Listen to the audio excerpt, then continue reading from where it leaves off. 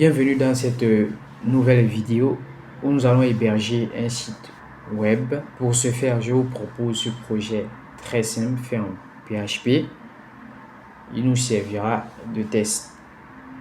Il est bien sûr dynamique. Il y a une base de données également derrière. Nous nous proposons donc d'héberger ce site afin qu'il soit accessible sur Internet. Voici les différents dossiers et fichiers du projet que nous allons héberger. Également, vous avez ici la base de données et les différentes tables. Nous allons donc importer tout ça sur notre hébergeur, mais premièrement, nous devons chercher l'hébergeur. Je vous propose pour ce tuto by Etios, qui est un hébergeur gratuit. Il est là, il est très simple.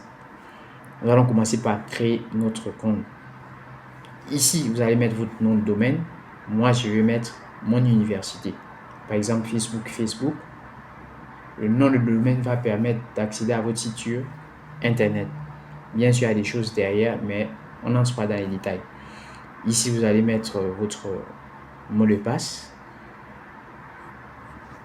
votre adresse email, la catégorie comme vous voulez, la langue.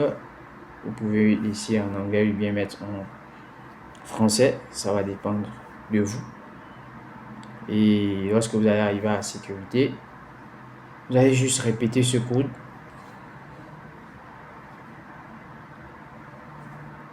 Ensuite, vous cliquez sur enregistrer. Vous allez recevoir un email sur votre compte. Et voilà, pour moi c'est DMTO Test. Bien sûr, un email que je dois vérifier pour valider mon compte. Nous devons donc cliquer sur ce lien, mais moi je vais copier, vu que j'utilise un autre navigateur, je vais le copier pour valider la création de mon compte ici. Voilà, normalement ça prend quelques instants, mais moi j'ai avancé la vidéo pour ne pas perdre de temps. Donc vous avez les informations, notamment votre nom utilisateur qui est très important, vous devez le noter pour vous connecter. Le reste des informations, pas de souci, en tout cas vous aurez ça sur votre cPanel, c'est-à-dire l'espace de gestion de votre compte. Donc nous devons nous connecter. Vous devez donc cliquer sur cPanel, voilà. Ici, nous devons entrer notre nom utilisateur. Moi, je n'ai pas en tête. Je vais tout simplement le copier. Voilà, vous faites la même chose. Voilà. Le mot de passe, c'est celui que vous avez entré lors de la création de votre compte. Je vais juste le renseigner ici. Vous laissez ainsi. Ici, vous pouvez mettre en français. Si vous voulez que l'espace de gestion du site et du contenu de votre site soit en français, vous cliquez. Une fois que c'est fait, vous allez descendre pour accepter. Vous acceptez tout simplement. Voilà, notre compte a bien été créé. Donc ici, vous avez, voilà, c'est le dashboard. Vous allez gérer votre site. Vous allez déposer vos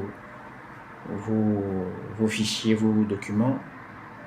Donc premièrement, nous allons commencer par cliquer sur gestion de fichiers pour héberger nos fichiers et documents. Donc vous ne téléversez rien ici, vous cliquez plutôt sur htdoc et c'est ici que vous allez uploader vos fichiers et dossiers. Donc nous allons commencer par supprimer ça, c'est juste des exemples pour dire que vous devez déposer vos fichiers ici.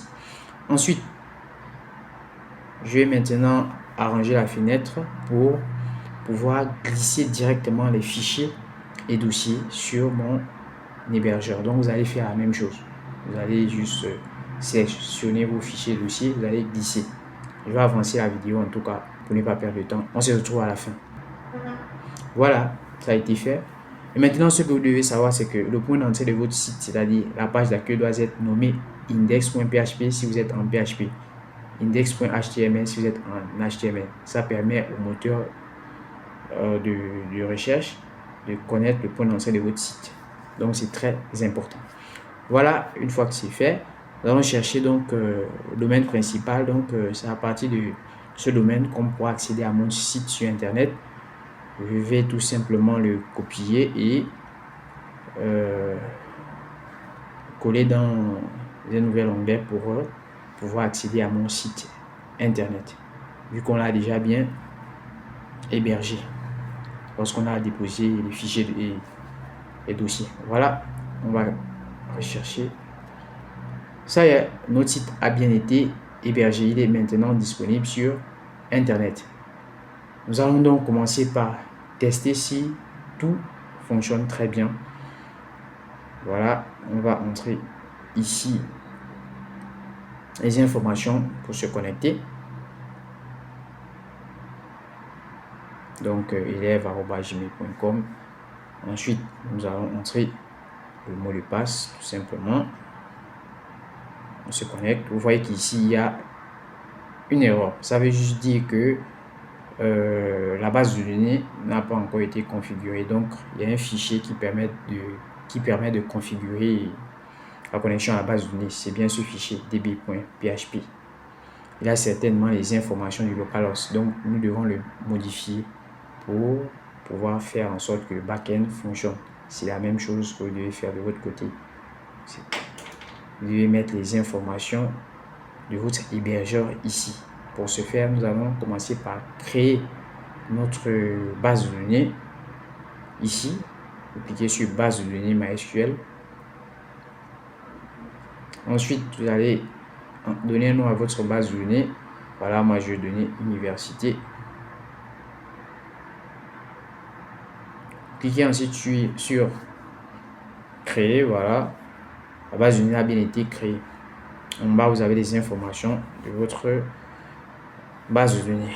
Ensuite, nous allons commencer par copier le nom de la base de données pour remplacer dans le fichier db.php. Voilà, le nom est juste ici. Voilà, ta base name.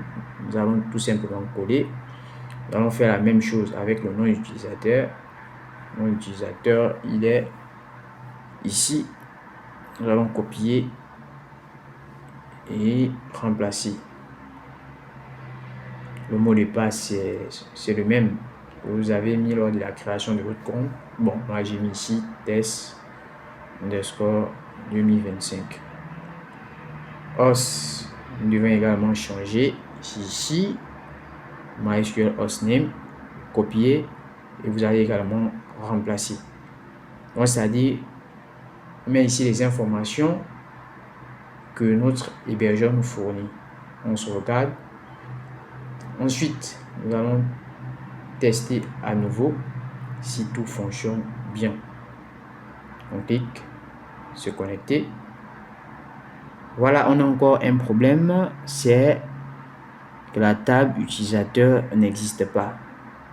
Bien sûr, on n'a pas encore importé notre base de données. Voici notre base de données localhost. Donc, ici, nous allons l'exporter. Vous laissez comme vous voyez là, vous cliquez sur exécuter. Voilà, ça permet d'exporter la base de données. Bon, moi, j'ai déjà fait. Et la base de données se trouve dans le dossier doc ici. Donc, après avoir téléchargé, j'ai juste mis le fichier ici. C'est le fichier .sql de la base de données. Lorsque c'est fait, vous devez tout simplement l'importer sur votre hébergeur. Donc, vous allez cliquer sur PHP admin ici. Vous allez vous rendre sur l'espace de gestion de vos bases de données. Donc, il est sur importer. Ensuite, ici, vous cliquez sur browser. Vous allez sélectionner tout simplement votre fichier qui correspond à votre base de données. C'est là. Dans votre cas, c'est certainement dans le téléchargement, mais vu que j'ai déplacé ici. Après, vous cliquez sur exécuter. Je vais avancer la vidéo en tout cas. Ça va prendre du temps pour charger. Et voilà, nous avons notre base de données qui a bien été importée et nous avons les différentes tables. Nous allons encore tester.